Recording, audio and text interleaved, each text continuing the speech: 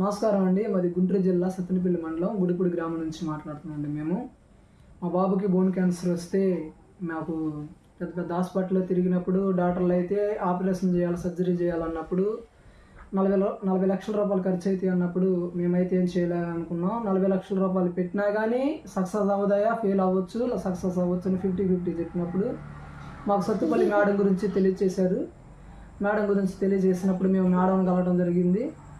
అప్పుడు మేడంతో మాట్లాడుతూ ఉన్నప్పుడు మేడం ఆయుర్వేదిక్ గురించి, మామూలు మొక్కల గురించి తెలియజేసింది. మొక్కల్లో ఉన్న ప్రోటీన్స్ పిల్లగాడికి అందిస్తే ఈ బోన్ క్యాన్సర్ కొద్దిగా సక్సెస్ అయ్యే మార్గం ఉన్నాయా వాడి చూస్తేనని మేడం చెప్పినప్పుడు మేడం చెప్పిన ప్రాసెస్లో మేము చేసాము.